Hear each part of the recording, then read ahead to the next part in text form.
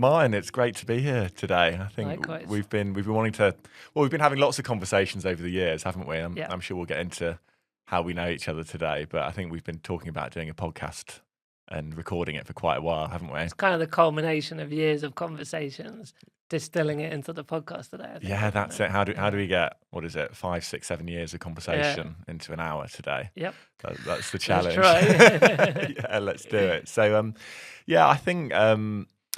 Well, you've just recently joined Proximo as a non-exec director, haven't you? Yeah. And I think as part of that, we were keen just to have a conversation and record it and really speak about our kind of background working together over the years, but then how a lot of it focuses on transport, right? And a lot of our conversations over the years have been around transport, haven't they? And some of the exciting stuff we're doing now and the plans going forwards, really.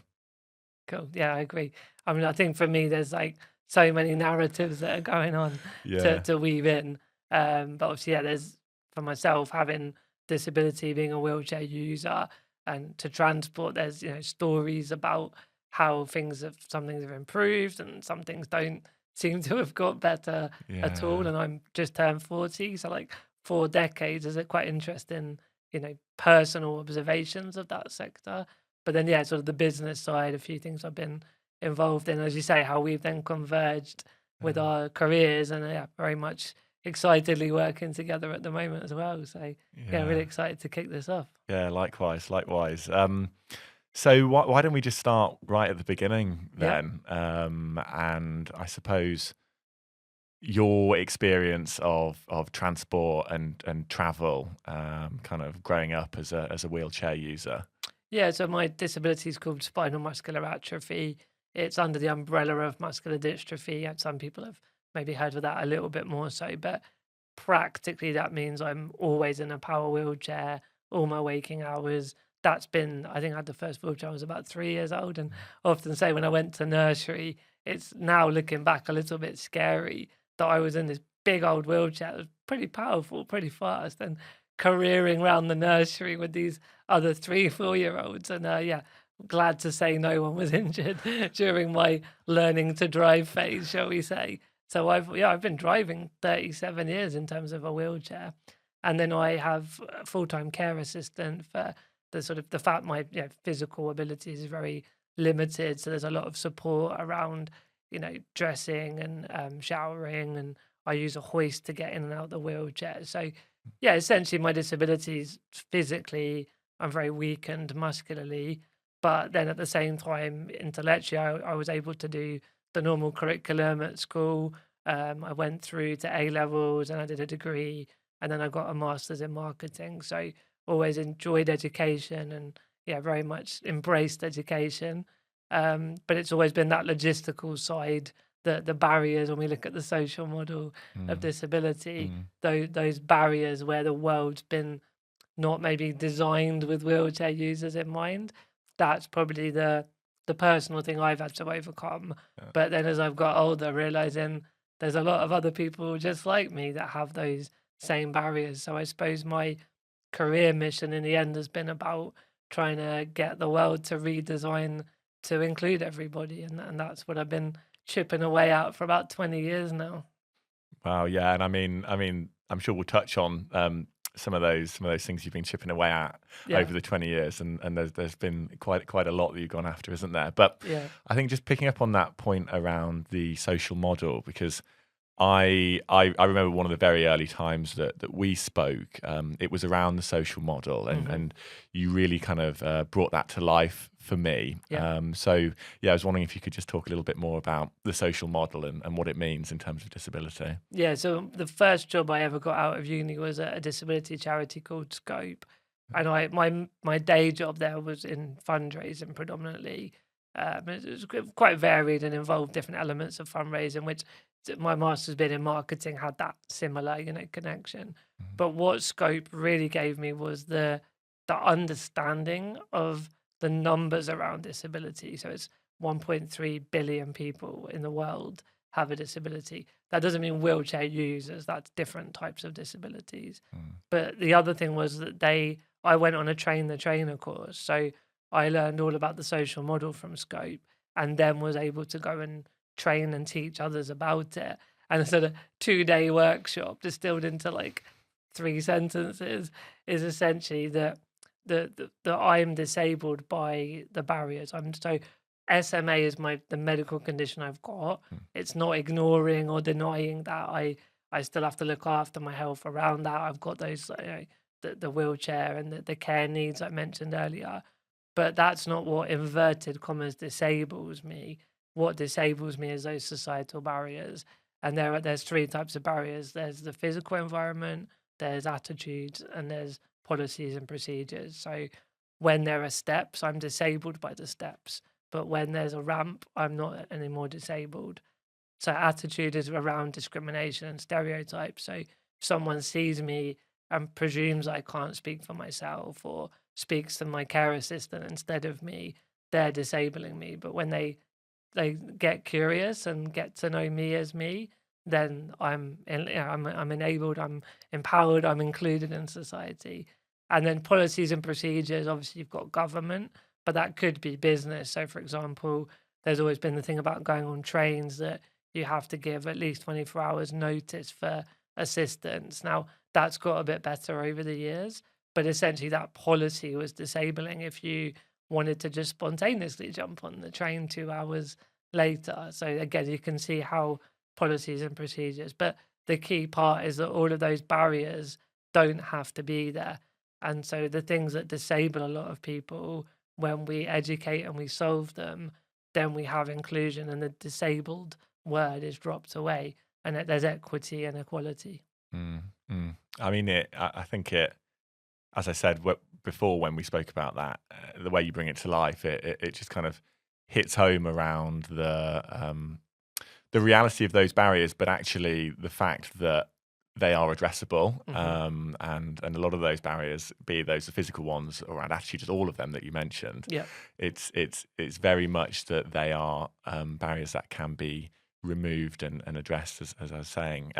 So I mean, there's a lot in what you've just said to pick up on, like the 2-day training course. 2-day training course, the number of disabled people, your experience, I suppose, growing up and then going to university, and then how those barriers played into it. So perhaps we'll start there, really. So just when you were at university, I mean, as you mentioned, you've studied marketing, you got the degree, you got the t-shirt, as it were, and that stood you in good stead, as I'm sure we'll come on to shortly. So you obviously managed to navigate those barriers, but if you could just bring that to life for me, what they were, and then I suppose how you navigated them. So yeah, when I was chatting before about going through education, it jumped in my mind then about how the barriers to uni were like huge. So I was, obviously living at home. Mum and dad did all of the like care for me, and all the gear at home, like the hoist, all that was set up. It was around that time I was able to drive from an age perspective, and I found Motability, which is another thing we can probably riff on even more so later. But it was almost like, for me, going through GCSE A-level degree, not saying it was like easy, like I still had to obviously apply myself and focus, but broadly speaking, I just loved that, and it was pretty, there wasn't like fear or challenges, it was just quite easy going.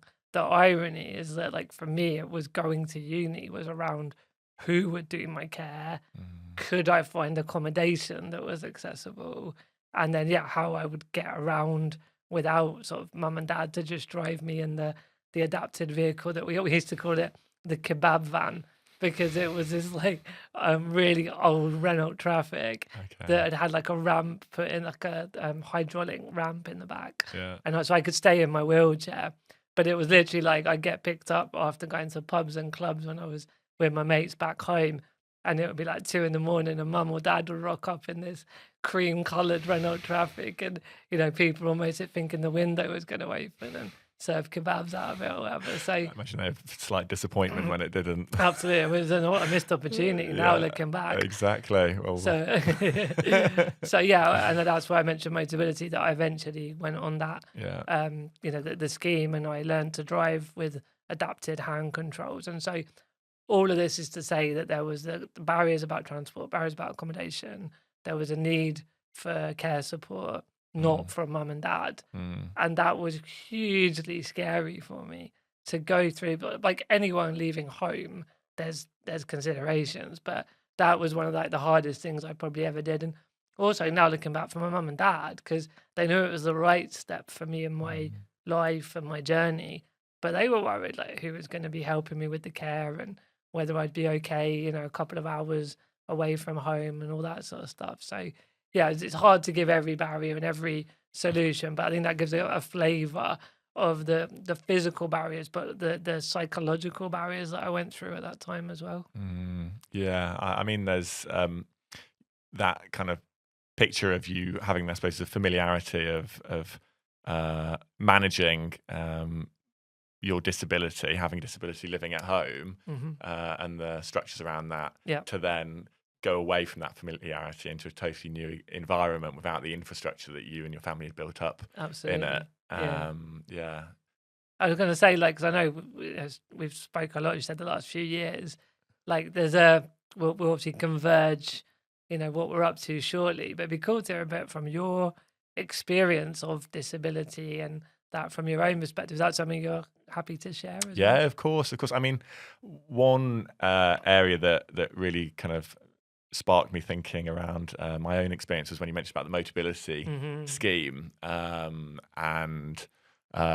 Growing up, as we've spoken about before, my father was disabled, and that kind of impacted a lot of my experience as a child and my family growing up. Obviously, it wasn't me personally, but the impact that had kind of on my family, right? And seeing that firsthand.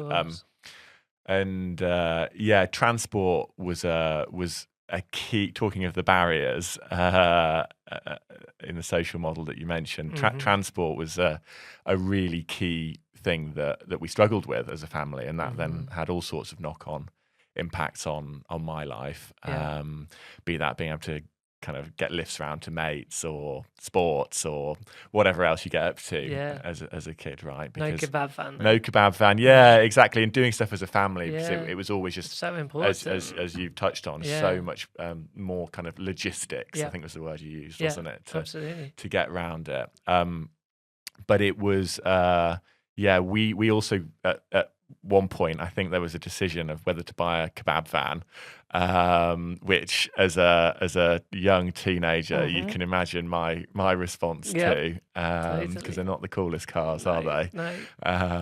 Even if they did come with kebabs. So it was that verse actually going on to the Motability scheme, and that was the decision we made. And I honestly remember it so clearly: life before the Motability car, and then life after the Motability car.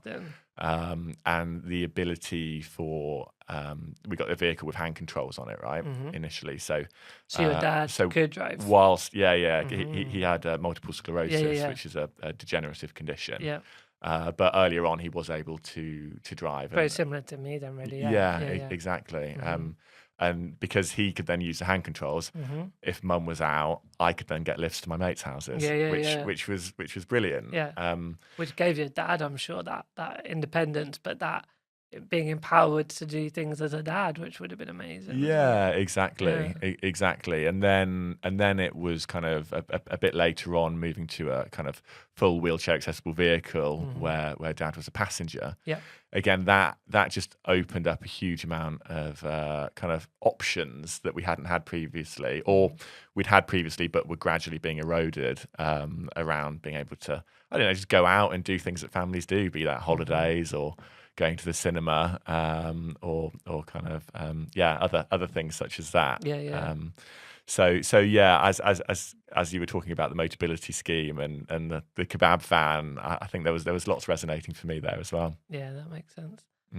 Cool. So then, like, I guess sort of moving things forward a little bit, because it felt like that was a nice overlap around that. We're both teenagers moving into adulthood, and that need for the vehicle, the adapted vehicle for that broader family. So, I mean, for you, when did it start to become, should we say, professional, career, or job related from that personal experience? Yeah, I mean, it's I say it's difficult to find a precise moment, but there are probably a couple actually. Join some dots. Yeah, there are a couple of moments. So for me, I remember being there are two moments I touch on. I remember being at home still, kind of mid-teens or something, and there was an issue with the Motability car, and for whatever reason, I needed to call and sort it out. And I'd never had any interactions with Motability before this point. And Mum asked me, a kind of moody teenager, "Oh, can you phone Motability and sort something out for the car?" You can imagine, and also used to phoning kind of other call centres and some of the challenges that can come with. Yeah. And I remember the experience of phoning them so clearly because it just was so surprising how positive the experience was.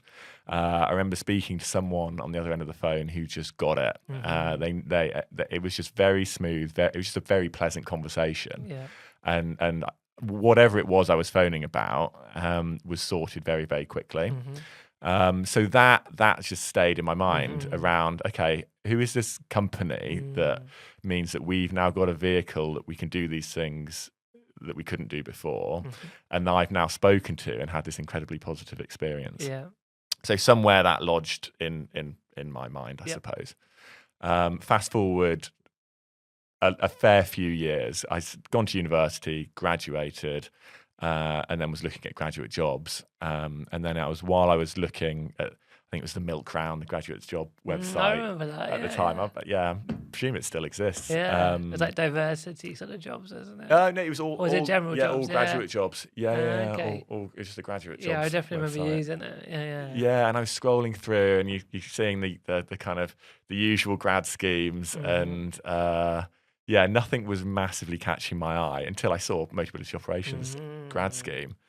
And read about it, and so it looked like just a really brilliant opportunity, I suppose. So applied to it. Was fortunate to get the job, and that was the moment really. So there's a bit of luck, a bit of opportunism within this. It wasn't like I was at university saying, okay, I need to work in accessible transport here on in. It's very similar to when I got the job at Scope. It wasn't like the big kind of obvious thing I was aiming for. Yeah. But it had things around it that were pragmatic and obvious first step. And it just sounds quite a familiar, similar story actually. Yeah. Well, it's I think hindsight's 20/20, isn't it? Yeah. And you can place a narrative of this was always the plan, and it was predestined or whatever. But there was a few bits coming together, and I think it's fair to say I'd always kind of been interested by buses, trains, cars, loved cars. In the general sense, as a child, exactly. So that's I suppose how I got into the field of accessible transport. Talk to me a bit more about Scope and I suppose your experience kind of moving into disability and accessibility professionally. Yeah, I mean, you said about transport, something you'd always been quite into and interested in and maybe passionate about. I think I've always had something around marketing, advertising, communications. Yeah. So around the time I finished uni and was then working at Scope, so I graduated about 06, just to put a bit of a date on it. And then I worked there for about 5 years till about 2011. But in 09, I was becoming more and more aware of these things called blogs and vlogs and podcasts and Twitter and social media. So I had almost come across people using it for other purposes, but didn't know anyone using it for disability. And I have so much fondness of Scope for that chance to have the first job, and I had some promotions, and it was such a huge part of being able to go on and do what I wanted to do. And I think by their own admission, they also have been that large charity. It's harder to innovate and disrupt when you've been around for decades and you've got quite big, so that they were not at that point grabbing and embracing some of these tools and strategies. And so I started to just play around with them on my own. So I set up my own website, martynsibley.com, and just started blogging and playing around with it all. And really quickly, I got quite a good following of, say, disabled people, but also parents of disabled children, OTs, physios, that broader disability community, if you like. And then off the back of that, I then ended up writing for The Guardian and a couple of other newspapers, the Indie and Independent. I got invited onto BBC Breakfast, so I ended up doing quite a bit of media off the back of the social media work. And it was just really powerful how regular content and storytelling that was authentically trying to, educate. And there's a big thing for me about younger disabled people. I'd done some sort of training and mentoring, but I couldn't scale that, particularly having a full-time job. But being able to write a blog about how I've just gone abroad on a holiday, for example, and that could reach thousands of people so easily was just like a miracle to me. And yeah, how that then very quickly went into the mainstream media and all of that stuff. And then so I left in 2011. I'd always wanted to travel a lot more. So I got on a European Commission funded placement in the northwest of Spain. So I was like, I'm going to Spain, like late winter, some sunshine. And it was a real difficulty trying to find accessible projects in Spain. So I ended up in a place called Asturias. Now, if anyone knows, it is not hot sunshine there. It was like very cold in January, February. But nonetheless, it was that kind of experience I'd craved. I got to live with a load of other volunteers. I taught English to local Spanish kids. I ran like a radio show. It was a very rich cultural experience that I'd craved, really, and maybe felt I couldn't have done the gap year earlier in life because it was too much too soon. But having done 5 years of living in London, working at Scope, that felt more doable. So I was then blogging about being in Spain and then other holidays and other trips, and very quickly got invited to then go on lots of holidays for free, basically, and just write articles and make vlogs about all these beautiful destinations. So I ended up writing a book about that called Everything is Possible, available on Amazon. And then highly recommended. Love it. And then, yeah, I guess that's just the overall point I made, is that narrative of comms, storytelling, marketing just happened. Like you say, looking back, it's a lovely narrative. At the time, it was completely fake it till you make it, and there was no specific end in mind. But because I'd left Scope, I had to work out how to make some money and pay the mortgage and all that kind of stuff. So over the years, without going like way off into multiple more tangents now, but I co-founded a magazine called Disability Horizons, co-founded a travel website called Accommodable, which we got like angel investment and then and some other funding, and we sold it, exited to Airbnb 2017. And then in 2020, I co-founded Purple Goat, which I'm currently CEO of, and that's an influencer disability marketing agency. So as you say, it's that the dots look lovely and tidy looking back over those 12 years or so since leaving Scope. And the threads are social media, business, and disability inclusion. But there's a lot of failed ventures or not just ventures, but like, failed product feature ideas. And, that's all been what brought me to this point. Yeah, absolutely. But I mean, there, like, as you said, there are some really clear threads through that, aren't there?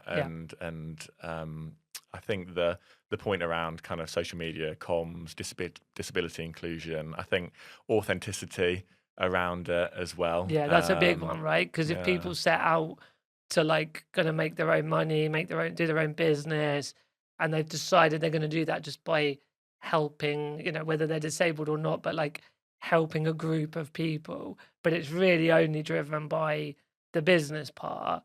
I'm not placing overt judgment on that, but they're going to have a very different outcome compared to someone that's doing it for the social impact and the passion. And of course, should earn a living out of that as well. But I think it's almost like a bicycle and you have to pedal both. But if you only lean into the business side, people sniff that out and you're not going to get very far. Yeah, I mean, I love that analogy of a bicycle and pedaling both sides of it. And I think that is another key theme or golden thread, as you mentioned, going through this around it feels complementary, the business with the social value and with the mission running through that. Absolutely. And actually by pedaling both sides of it, it's propelled it's propelled your journey through this as well. And I think it's picking up on a point you said a minute ago when we were speaking, was around there being 1.3 billion disabled people globally. I think it's 15. The latest figures in the UK are 15 million. Circa 15 million. So a very large population of people, and from a kind of business perspective, a large customer base as well.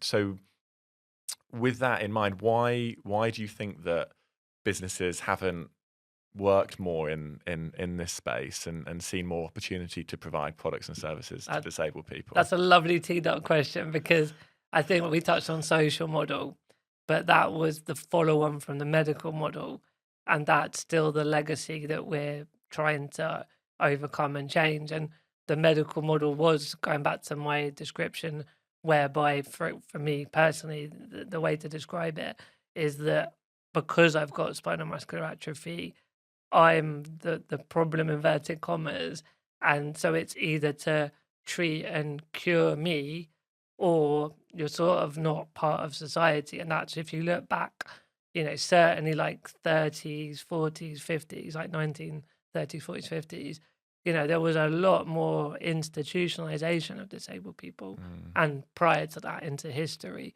So that's what's amazing about the social model, is it was that around the 70s, it was that first political movement about disabled people have human rights and civil rights. And it took till about 1995 to get the Disability Discrimination Act. So in the UK, I'm speaking to, and that we've all heard of the American with Disabilities Act, and that was a little bit earlier. But so essentially we're saying it wasn't until the 90s really that there was legislative protection for disabled people.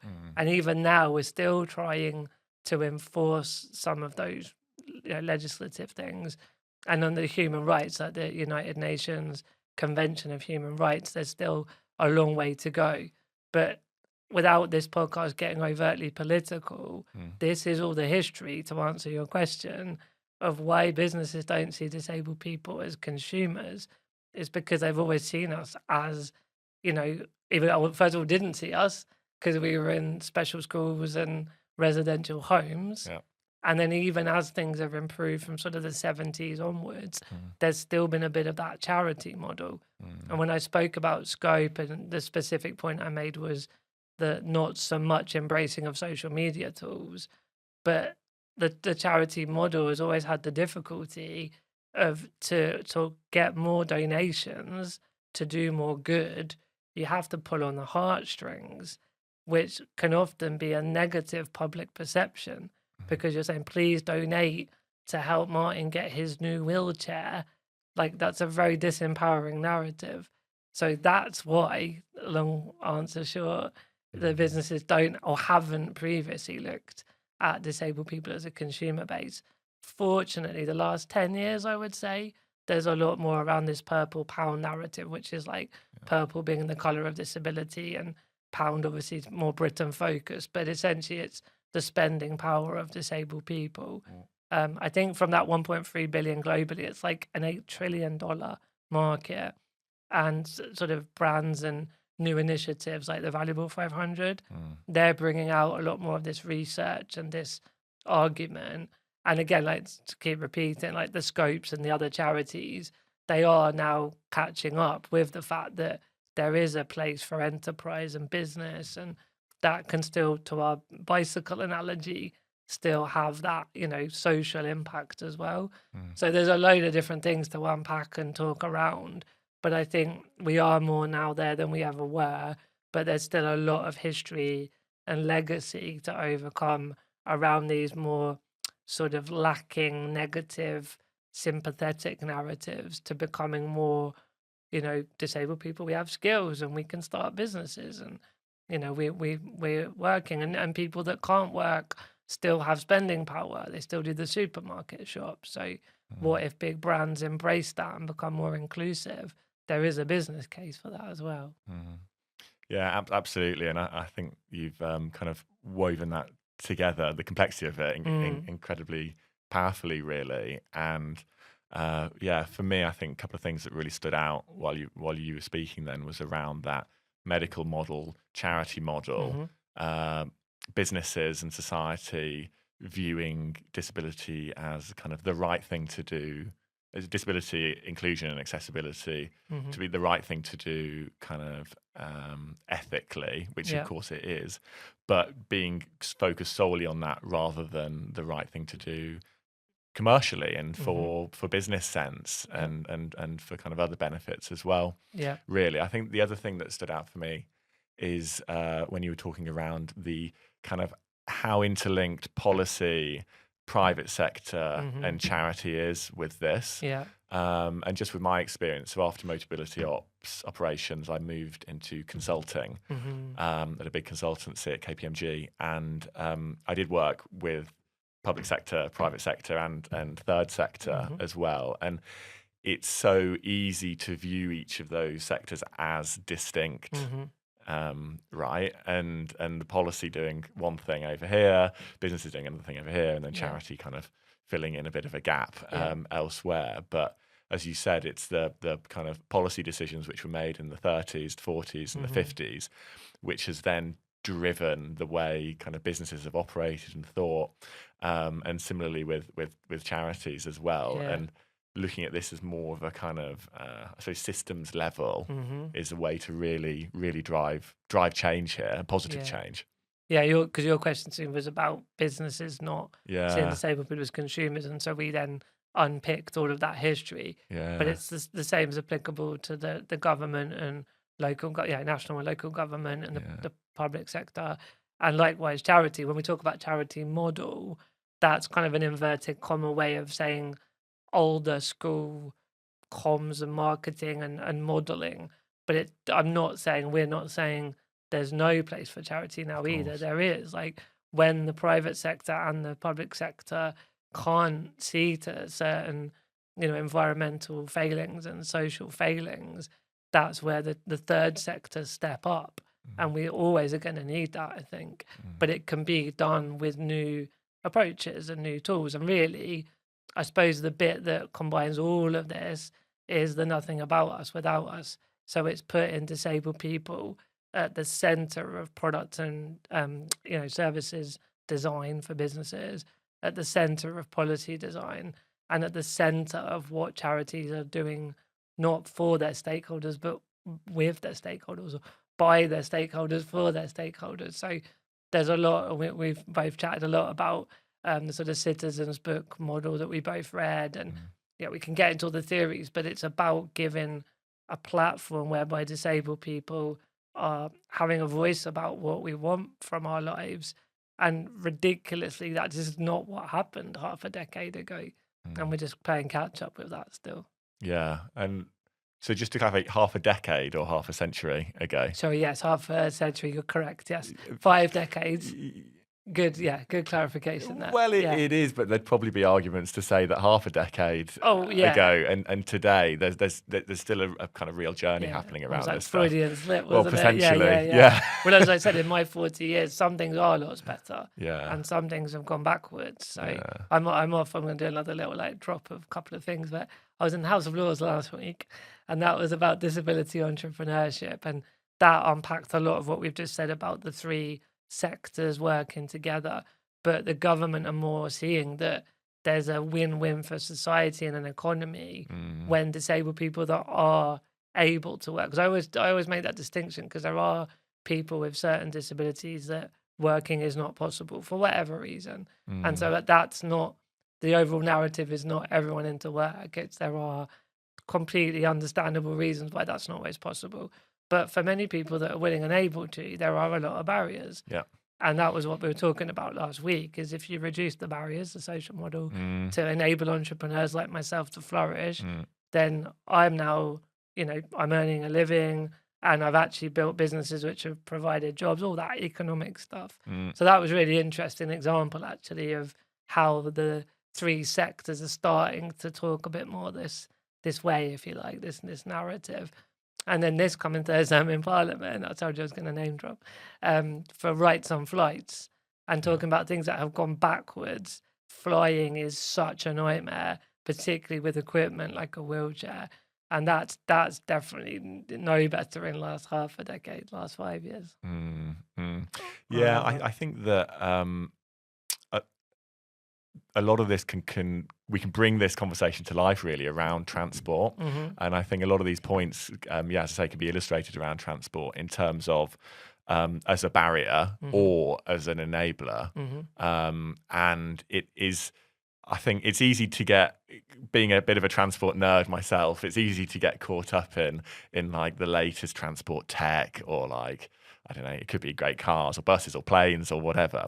But actually, that's just a means to an end, and the transport is a means for someone to make a journey and then engage in something. What's the outcome? What's the transformation? What's the value? And that's the enabler. It's the enabler, exactly. So it could be access to work, or in your instance, access to founding a business and providing work to other people.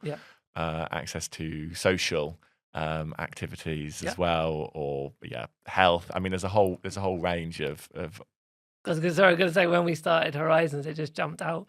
I'm now at a point where I'm a bit more docile and like long walks with the dog and my partner in the countryside. But when we started the mag, and I was mid-late 20s, that was all about going clubbing and going on like raving holiday, whatever it might be. But the point was, disabled people never felt that was something that was maybe possible, because in the past it maybe wasn't possible. So it was really important with Horizons, I think, to role model that certain things are more doable than they were decades ago. But I think it's just like, it's, to your point, it's not just about going to work. It's about the person that wants to go on a date or go get drunk with their friends. It's not only that hard and fast work economic thing.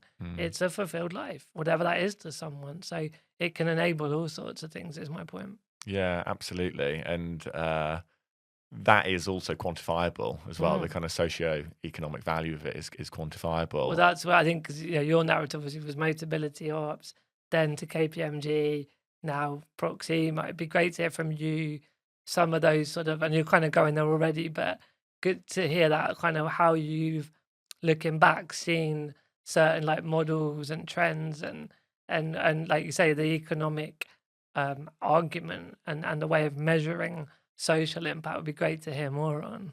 Yeah, absolutely. You can probably tell I'm itching to talk about it, can't you? I love it. So I mean, I'll probably start with the last question first, and then go back on the kind of, as you said, the journey from Motability to consulting, and then now working with Proximo.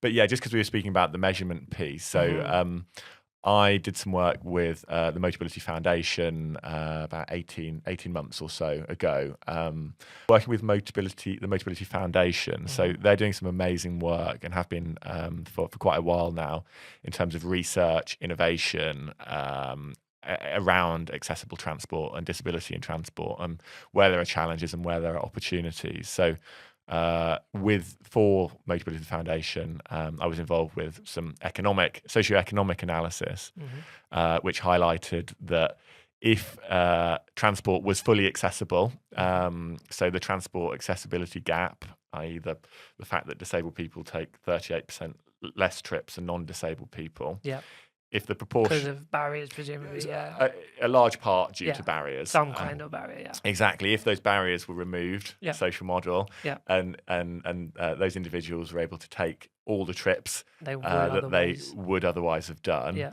that would deliver in the region of £74 billion economic value to the UK every year. Wow. And to be honest, I think that's an under call of it, because in doing the analysis, there are only certain things that could be quantified as part of it. But some of those were access to social experiences, access to work, access to education. So yeah, there is this gap created by these barriers, and closing that gap has tangible economic benefits. And I think that's quite a powerful point to hold on to, because that, when you're at the Houses of Parliament and the House of Lords and others are, and people in decision-making positions are talking about this, there's some real tangible, monetizable benefits to kind of go after here. Yeah, when you were saying about, when speaking to decision makers and indeed just members of the public as well, not only decision makers, I've always found, I think, it to be true. And I think one of my old PA carers said it to me at uni, but of all the isms being talked about, sort of DEI, racism, sexism, and I think it's now ableism. I remember once it was called disableism. I think now it's called ableism, but you get the point. Of all the isms, the disability one is actually one of the quicker ones to dissolve away once someone is more, say, coming into contact with a person with a disability. And even to your point, when you actually look at the business case for brands and the policy case for government, it's like the minister that was at the roundtable last week, the stats around disability and entrepreneurship just spoke for themselves. Like there was no one in the room going, but is it really worth the effort to actually invest in making the barriers go away? Because really, what's the benefits of it? They're so striking, to your point about transport. It's just cracking on and doing it. But no one's going, I don't get it, or I don't agree with you. So it's an interesting broader point, I think, that when people engage with it, it's just such a striking argument that they're on board. Absolutely. And I think it links to your point around the kind of statement that sits behind Purple Goat around nothing about us without us, which I know we've spoken about many times, and which was borrowed from the activist movement back in the 80s. I would like to give the credit where that originates from. Absolutely, absolutely, and the fact that when people are in decision-making roles, if there isn't representation in those peer groups around those boardroom tables, then there's an imagination failure. People don't know what they don't know, right? And if people's personal experience doesn't include large numbers of wheelchair users, disabled people of any nature, then I think the reflex can be to think, well, there aren't that many of them, surely not. And what benefit would it bring? So I think, bringing that to life with the stats, the hard evidence that sits behind it, I think could be quite compelling. Yeah, I totally agree. Yeah. So where do we go from here, So David? where do we go from here? Yeah, so I think talking about senior decision makers, and I think it'd be good to touch on your role recently joining Proximo as a non-executive. It was like a timely moment, director, doesn't it? It's very exciting times. I mean, obviously, you can speak more to the specifics of Proximo and kind of what you're up to in the role and where it's going, and that bit, like we've spoke loads, but obviously that's your broader domain and day to day.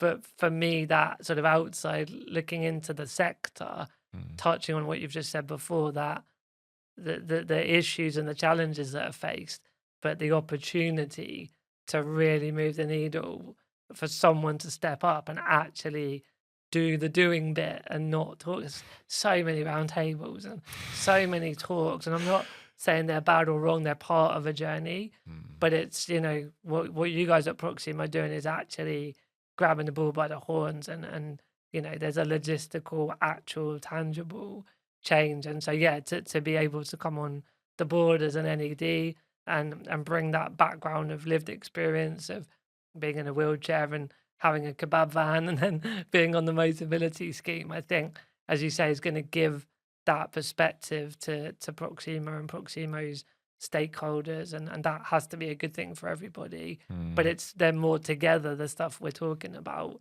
can really go out beyond and influence those private sector, public sector, third sector, and ultimately close that gap that you're speaking to, which I think is kind of the target and the goal, isn't it? Yeah, absolutely. I mean, it's helpful to have a clear target and a clear goal, and I think this is the point around the work you've done over the years, and that kind of the underlying thread around disability inclusion that you mentioned right at the start. And I think that what you were saying around there being lots of roundtables and lots of reports and lots of conversations. I mean, you're speaking to a management consultant here, right? And I enjoy a good roundtable as much as the next person. And there's been some amazing thinking that's happened, part of the process, in the space around accessible transport over recent years, led by the likes of Motability Ops, Motability Foundation, and others. It is, though, the right time to be grabbing the bull by the horns, as you said, and putting some of that theory into practice. Absolutely. And it to that, I guess, that business part of what I studied and what I've binged on many books and podcasts and all that. For me, it's that sort of lean startup, Silicon Valley entrepreneurial thing that if you don't break a few things and learn, then you're never going to get anywhere. And that isn't to be reckless, and I'm not on about causing negative consequences from breaking things, but it's a metaphor of, by doing, and some things won't always go to plan, but learning from that, that's how we move forward. But when we only theorize and never actually put things out into the real world, it is just theory. And so I think that for me is about, the kind of nice little transport metaphor, but getting the tires on the road and actually getting the traction comes from that action. And so we can do all the metaphors and all the cliches, but you get the point of what I'm making is it is time to take action and really do stuff. And I know that's what you're doing a lot, with Proximo and all the goings on here as well. Well, I mean, it's great to be working together on this because we've been speaking about a lot of this stuff for a while, haven't we? And I think through launching Aura, I think we are really, I was going to say dipping our toe in the water, but I think it's now more than that. For someone who's not come across Proximo, what's the sort of broader what Proximo is and does?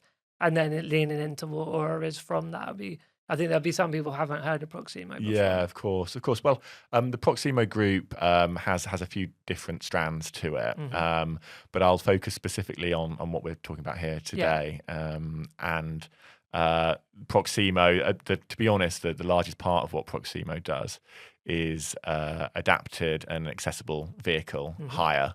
On a large scale in the UK. So we have the largest fleet of wheelchair accessible and adapted vehicles for hire in the UK. Right. And historically, we have primarily worked with kind of in the business to business space. So with other large fleets who need to hire adapted wheelchair accessible vehicles for their end customers. Through doing that, we've built up a lot of knowledge and expertise around the requirements of the end customers, the products, wheelchair accessible vehicles, how they work, all the rest of it. So what we launched 3 or so months ago now was Aura. And Aura is our direct-to-consumer short-term hire brand. So people can hire a wheelchair-accessible vehicle, an adapted vehicle on demand anywhere in the country, delivered to the door, picked up again, and fully inclusive of insurance, servicing, breakdown. And does Rita Aura drive the car? That is something that I haven't had confirmation of yet. But if Rita Aura is listening, should be a very welcome customer. I need to be chauffeured tomorrow. Yeah, exactly. And more serious question: are the vehicles driven, or at the moment are they purely the vehicle without drivers? Yeah, it's purely the vehicle without the driver at the moment. So it's for individuals where there is someone, family member, friend, carer, who would drive the vehicle, and the wheelchair user would be the passenger in the vehicle. And presumably they've not got a need to have that type of vehicle all day, every day. But then there are occasions where it's very empowering, back to our personal stories, and that makes a world of difference to that family or that person. Yeah, exactly. I mean, within the transport space, there has been a shift towards flexibility. In general, you mean? Yeah. Exactly. I mean, we didn't go into loads of, like, as you said, the general transport, but sharing economy has been a big thing. Yeah. And that flexibility of use has been the last sort of 10, 15 years become more common, hasn't it? Well, exactly. Yeah. The kind of ability to use a product or service as and when you need it. And I think nowhere is that more relevant than in cars, where the average car sits idle on someone's drive for 95% of the time. So people are paying for vehicles, they only 100% of the time, and only using them for 5% of that time. So there's been a big shift here in the wider industry to Zipcar, the more flexible usage. It could be more flexible rental, daily rental products as well, right up to that kind of rolling subscription product. And we've looked at this, and we've looked at the wider market and thought and seen how relevant this will be for wheelchair accessible vehicles as well. Because often people don't need one of these vehicles sat on their drive 100% of the time. Yeah, some people don't use them much, do they? Yeah. It could be for appointments, it could be for holidays, it could be for all manner of short-term trips. So that is what Aura is providing. And I should say Aura is short for open road access. Nice. As well.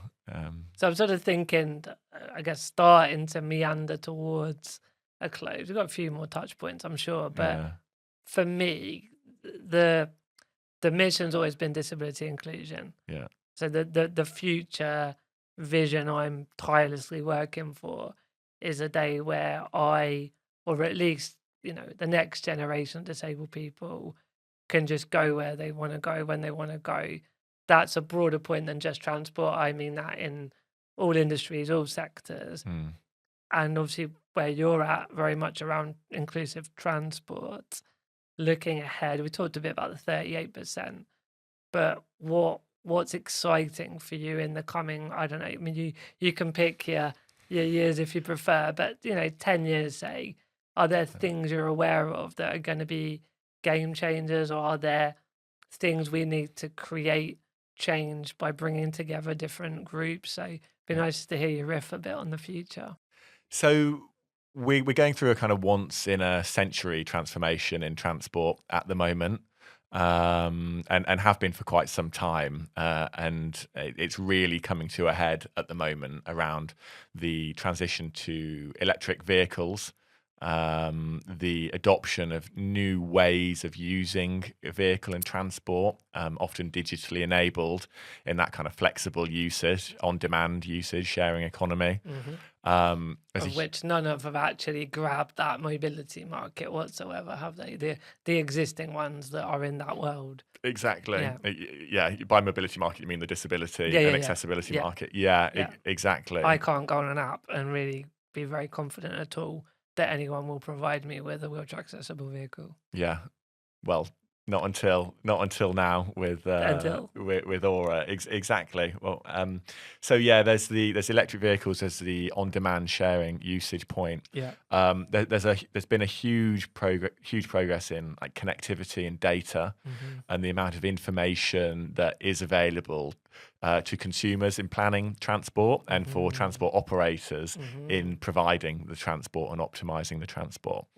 And then there's also huge shifts in autonomous vehicles as well. There's been a big debate around autonomous vehicles for a while now. Will they, won't they? When will they? But I think with all the progress we're seeing in artificial intelligence and the huge investment in that space, we are moving to an increasingly autonomous world when it comes to transport as well. So when we look at that, there's a lot of big trends all happening at once and all coming together to completely revolutionize how you and I get from A to B, how goods get from A to B, and all that comes with that. This is really exciting and has a lot of opportunity.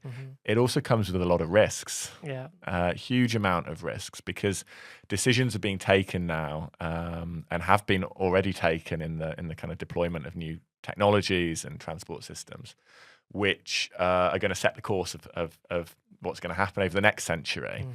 And unless accessibility is considered from the outset in some of this, which it wasn't previous centuries, a la medical social model narratives, which from prior experience and history shows that often is missed. If that isn't done now, actually, rather than just a missed opportunity of increasing accessibility, we see there's a real risk of decreasing accessibility.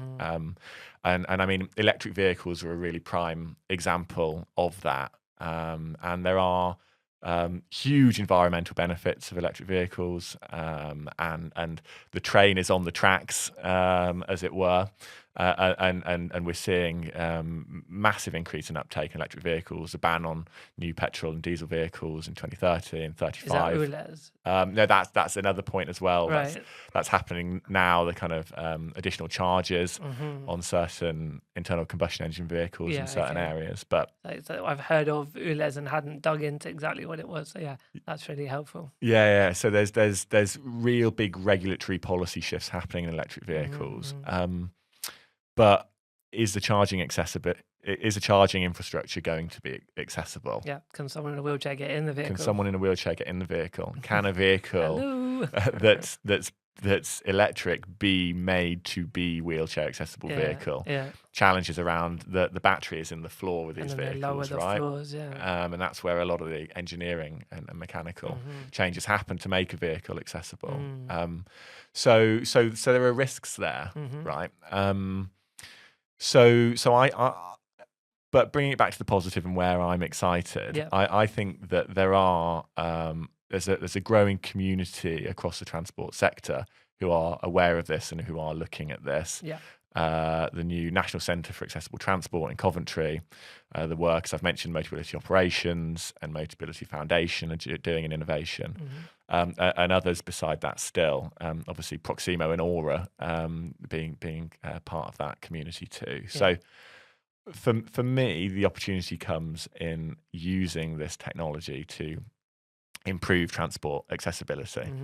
And in the here and now, that's what we're doing with Aura. That is looking at the sharing economy, new business models in the wider market around on-demand rental, really simple digital customer experience, which feels good when you use it and is easy and is intuitive, and kind of using data to help inform what our customers are going to be needing in terms of vehicles and making sure we've got those right vehicles for our customers. So I think there's a huge amount of opportunity to be using the technology and the change to improve accessibility, really. And I suppose that's what we're doing here at Proximo, isn't it? Or at least trying to do. And those threads I spoke to of tech, and I spoke more about sort of blogging, vlogging, social media, but I think you're right about the more recently AI and big data and all those other tech innovations are part of what's becoming exciting. And also, to your other point, could be a missed opportunity as well. So we have to make sure that we all land on the right side of history. And I think another point I'd add in around just threads and narratives is I think through the pandemic in and of itself, there was a lot more awareness and sensitivity to disability for different kind of reasons. But then just socially, we saw, Black Lives Matter and the sort of, as back to those isms I mentioned earlier, there's just been such a more, awareness and sensitivity really about groups of, society that have historically been left out, and I think that's another reason we're at a positive place because, if you're building an autonomous car, you kind of need to be living under a rock to not be thinking a little bit about, could someone in a wheelchair get in this vehicle that I'm designing now? And it still could happen, unfortunately. But I think that, I guess that comes back to when I spoke about storytelling and social media and media, nothing about us without us. They're the ways to make sure that all these other future techs aren't going to leave disabled people behind. But I think what we're doing at Proximo is a step beyond that. It's actually building the thing itself anyway and having disabled people at the center of that design and engineering and development, which it comes back to day one of my marketing masters. Marketing is you ask the consumer what they want, you create it and you tell them that you've given it to them.